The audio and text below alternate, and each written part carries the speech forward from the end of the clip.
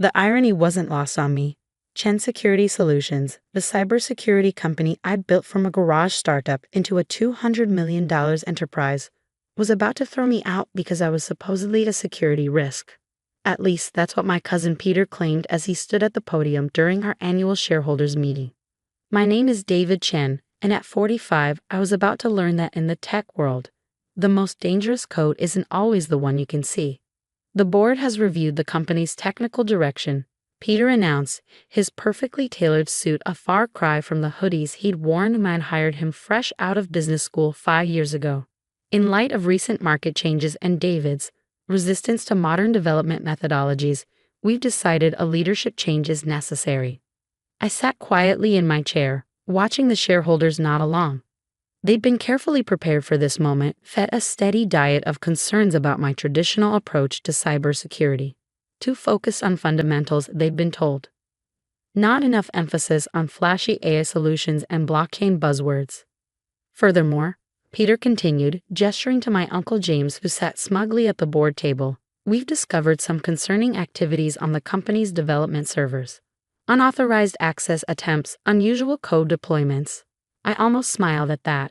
Of course they found unusual activity. I'd wanted them to. Therefore, effective immediately, James Chen will assume the role of Chief Technology Officer, with full control over all technical operations. Security will escort David from the premises and his access to all systems will be terminated.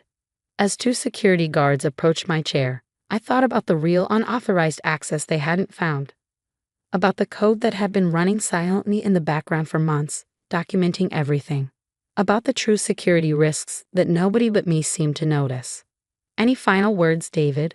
Uncle James asked, not bothering to hide his smirk. He'd been trying to edge me out since joining the company 3 years ago, bringing his Silicon Valley connections and promises of disruptive innovation. I stood slowly, straightening my jacket. Just one question. Have you finished migrating all our clients to the new security platform? James frowned slightly. Of course, your outdated system has been completely replaced. The migration finished last week. I nodded, picking up my laptop. Interesting. Good luck then. Is that a threat? Peter demanded, but I could see uncertainty flicker in his eyes. Not at all. Just an observation. After all, you're the experts now. As security escorted me to my office to collect my belongings, I passed the wall of client logos. Banks, tech companies, government agencies.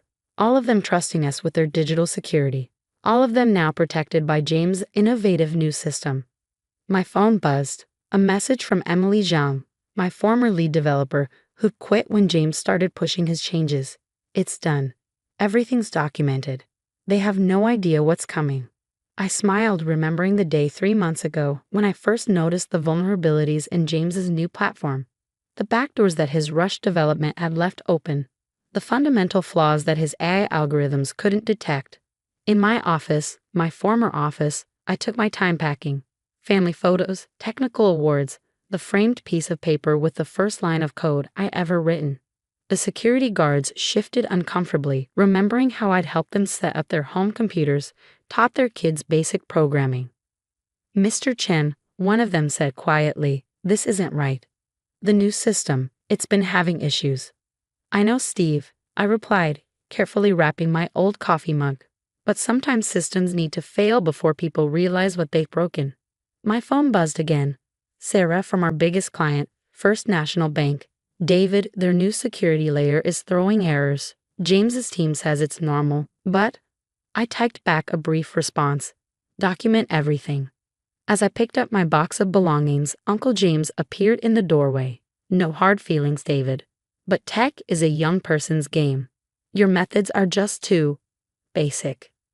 I looked at him thoughtfully. You know, James, there's something my father, your brother, taught me when he was teaching me to code.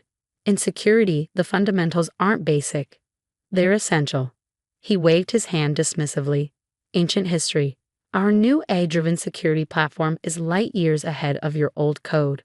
We'll see, I said simply, walking past him. In the lobby, I passed the display case showing our company's achievements, industry awards, security certifications, client testimonials. Soon it'd probably be replaced with whatever buzzword-laden accolades James' new system could gather. My phone buzzed one final time, a message from my old friend at the National Cybersecurity Center. Monitoring in place. First signs of systemic vulnerabilities appearing. Timeline? I stepped into the afternoon sunlight, thinking about the code I'd hidden deep in the system. Code that would protect our clients while exposing the flaws in James' revolutionary platform. Code that was already gathering evidence of every shortcut, every security hole, every disaster waiting to happen. 1 week, I typed back, when their first major banking client runs their monthly security audit. Then we'll see who's really obsolete. Because in cybersecurity, the most dangerous vulnerabilities aren't the ones you find. They're the ones that find you. And James's shiny new system was about to learn that lesson the hard way. The next 5 days were a masterclass in watching a disaster unfold in slow motion. From my home office, I monitored the cascade of small errors that James's team either didn't notice or couldn't understand. The digital equivalent of watching hairline cracks spread through a dam. Another anomaly in the transaction verification system, Emily reported via our secure channel. Their AI keeps marking it as normal variance. I nodded, watching the logs scroll across my screen. The revolutionary AI-driven security system was doing exactly what I predicted, missing fundamental security flaws while chasing sophisticated attack patterns that didn't exist. How's the documentation going? I asked. Perfect. The monitoring system you built is catching everything. Every ignored warning, every misconfigured security protocol, every band-aid fix they're applying. The National Cybersecurity Center's independent audit team is watching too. On day 6, the first major warning sign appeared. A mid-sized tech client reported unusual access patterns in their secure data storage. James's team dismissed it as a training phase in their AI's learning algorithm. They were wrong. My phone rang. Sarah from First National Bank again. David, something's not right. Our security team is seeing patterns that match known attack signatures, but James's system keeps clearing them as safe. Document everything, I'd advised, and maybe have your backup systems ready, just in case. She hesitated. We're running our monthly security audit tomorrow morning. Should we be worried? Let's just say I wouldn't schedule any major transactions for tomorrow afternoon. The next morning, I sat in my home office, multiple screens showing various monitoring systems. Emily and our trusted network of security professionals were all on standby, watching and documenting. At exactly 9:00 a.m., First National Bank began their monthly security audit. It was comprehensive, designed to test every layer of their cybersecurity infrastructure that was now running entirely on James's new platform. At 9:17 a.m., the first real alarm sounded. The bank's audit tools discovered what James's AI had been missing for weeks: a massive security hole in a transaction verification system, one that could have allowed millions in fraudulent transfers to slip through undetected. But that was just the beginning. As the audit dug deeper, it found more problems. Critical security protocols had been misconfigured. Basic encryption standards had been implemented incorrectly, and the AI system that was supposed to be protecting everything, it had been trained on flawed data, marking legitimate threats as safe while flagging innocent transactions as suspicious. At 10:45 a.m., First National Bank's Chief Information Security Officer made the call. They were switching back to their backup systems, my original security protocols, immediately. By noon, 3 more major clients had followed suit. My phone rang. Peter, sounding panicked. David? We need to talk. The system. There are some issues. Really? I replied calmly. The AI isn't handling everything perfectly. This isn't funny. We're looking at potential regulatory violations. The Banking Commission has already been notified. I finished. Along with the National Cybersecurity Center, they're very interested in how a certified security system could have such fundamental flaws. Silence on the line. Then, what do you want? Check your email. I just sent the board a complete analysis of the system's vulnerabilities, along with documentation of how they were introduced and ignored.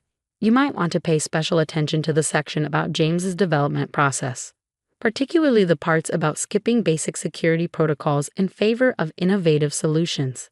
Another call came in, a news network wanting comment on the story that was about to break. Major security firm's AI system compromises banking security. By evening, the full scale of the disaster had become clear. James's system hadn't just failed, it had actively endangered our client's security. The only thing that had prevented a catastrophic breach was the monitoring system I'd secretly left in place, quietly maintaining basic security protocols while documenting the failures of the innovative replacement. The emergency board meeting was called for 8:00 p.m. I attended virtually, watching James and Peter try to explain how they'd missed such obvious security flaws. The AI was supposed to catch these issues, James insisted. The algorithms were fundamentally flawed, I interrupted, sharing my screen to show the technical analysis. Because you forgot the first rule of cybersecurity: no AI can replace sound security fundamentals. The board members, many of them technical experts themselves, reviewed my documentation in stunned silence. Every vulnerability, every ignored warning, every arrogant dismissal of basic security principles, all meticulously recorded. Mr. Chin, the board chairman said finally, I believe we owe you an apology, and perhaps a job offer. I smiled. I'll accept, on 3 conditions. First, we return to a security-first development approach. No more rushing to implement trendy solutions without proper testing. Second, Emily Zhang returns as Chief Security Architect with full authority over security protocols. And third, I paused, looking at James and Peter. We conduct a complete audit of all executive technical credentials. It seems some resumes might need verification. 1 month later, I stood in my restored office, watching our teams reinstall the proper security systems. James had resigned to pursue other opportunities after it was discovered that his Silicon Valley experience wasn't quite what he claimed.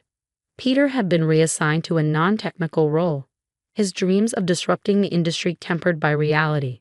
Emily sat in her new office next door, leading the development of our next security platform, one that would use AI properly as a tool to enhance fundamental security rather than replace it. The industry had learned some valuable lessons. Articles were being written about the dangers of prioritizing innovation over security fundamentals. Regulatory bodies were developing new guidelines for AI implementation in critical security systems. And our clients, they'd stayed with us, impressed by how our original security protocols had prevented disaster. First National Bank's CEO had personally called to thank me for maintaining those hidden safeguards. Last week, I received a message from a young developer who'd worked under James. I finally understand what you were trying to teach us. Security isn't about flashy solutions. It's about getting the fundamentals right every time. I pinned the message to my wall, next to my father's old advice about basic principles. Outside my office, I could hear our teams working, properly testing each security feature before implementation. Because in the end, true innovation isn't about replacing the fundamentals. It's about building on them. And sometimes the best way to prove that is to let the flashy shortcuts fail on their own, while keeping a very careful eye on the fallout.